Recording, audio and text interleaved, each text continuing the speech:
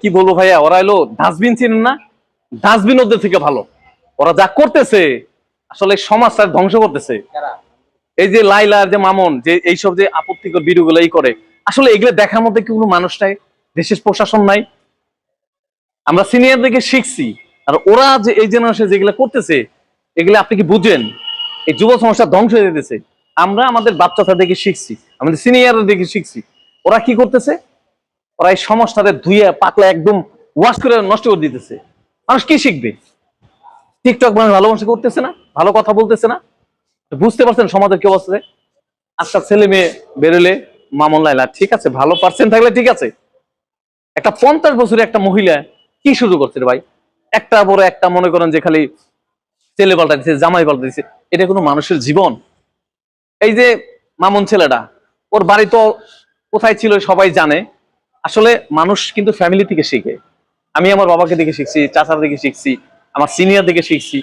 ওরা যে পরিবেশে গ্রাম থেকে আসছে, মানে একটা কথা বলছে না যে রিস্কাওয়ালা যদি কখনো কোটিপতি হয়, তার কিন্তু ওই যে রিস্কাওয়ালা একটা ভাব থাকে, কিপটানি ভাব থাকে। ওরা যতই শহরে এসে শহরের ভাব ধরুক, আসলে ওরা তো শহরের না, ওরা তো সে নর্দমার। এই নর্দমার পচা গল্লি যদি না হয়তো এই ঢাকা শহরে এসে মানুষ মানে মানুষের দেহ দেখায়, ফ্যামিলি নিয়ে কথা, মানুষের মনে মনে ডিম ছুঁড়ে মারে, কি শিখবি রে ভাই? আমার তো মনে হয় না যে মামুন লাইলা এই দুইটার একটা মনে হয় আমার এসএসসি পাস করতে কিনা সন্দেহ আছে ভাই। ন্যূনতম যদি এসএসসি পাস থাকতো, তাও ওদের জ্ঞান থাকতো যে আমাদের দিকে জুনিয়ররা শিখবে। প্রত্যেকটা ভাঙাচোরা গাড়ি রিফাইং করে রাস্তায় চলে। লাইলা মানে 80 বছরের বুড়ি পার্লারে যায় কি এইসব করে বেড়াচ্ছে ভাই। ওরা সার্কেস খেলা রে ভাই। ওরা হলো বিয়ে ছাড়া ইয়াং ইয়াং ছেলে পায়, রুমের মধ্যে রাখে, যদি মন মতো কাজ হয়তো জেলে ঢোকায়, নয় মনে যা মন চায় তাই করে। এটা কোনো মানুষের কাজ? আমি মন থেকে একটা জানি, যে এলাকায় থাকে বড় বাইরে আছে সিনিয়ররা, ওদেরকে ধৈর্য ইচ্ছা মতো গণধোলাই দিয়ে রুমের মধ্যে আটকে এগুলা সাইজ করেন। মানে এরা না হলে সমাজটা ধ্বংস করে লাগবে। আপনি দেখেন এগুলো কি শিখবে? এখনকার ছেলেমেয়েরা কি শিখবে এগুলা বলেন আমারে? কি শিখবে? কিচ্ছুই শিখবে না। শিখবে কিভাবে মনে করে বুড়া বুড়া মহিলাগুলোকে প্রেম করা যায়, এগুলা শিখবে মামুনটা দেখে। আর লাইলা দেখে শিখবো যে না প্রেম টেম যাই করে উল্টা পাল্টা করছে, বাপে একটা বুড়া লাগে ধরাই দিব। এগুলাই তো শিখবো ভাই। ভালো মাস্টারকে শিখলে ভালো কিছু শিখে, আর খারাপ খারাপ শিখে।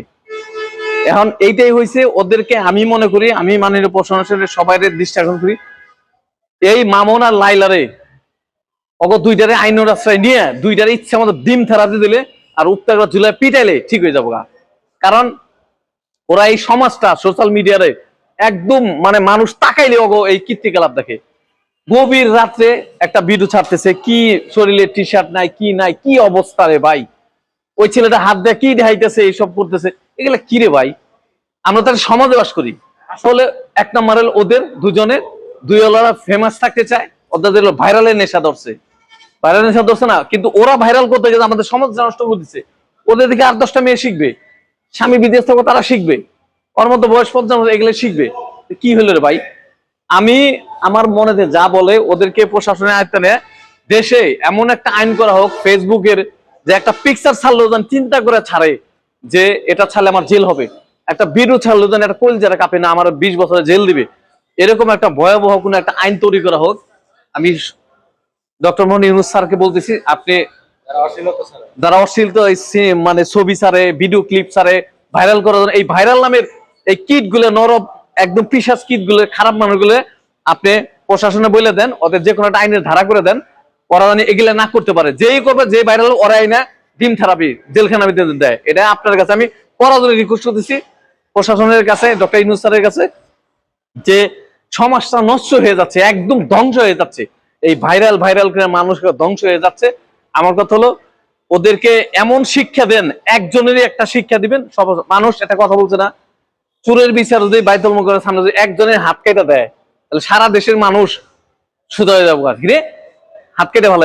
অতএব এরকমই এমন একটা আইন জারি করেন, একটা ভিডিও ক্লিপ মানে শরীরের যে কোনো একটা অংশ খারাপ কিছু ছাড়ে, ওইটা জানি সরাসরি ধরে জানি প্রশাসন নিয়ে জানি ইচ্ছা আমাদের পেদায়, আর জানি একটা বড় ধরনের শাস্তি দেয়। ঠিক মেয়েদের দেয়, ছেলেদের দেয়। এটা সবার কাছে আমি রিকোয়েস্ট করি, মাননীয় সরকার জানি এটা পদক্ষেপ নেয়। সবাই ভালো থাকবেন। আসসালামু আলাইকুম।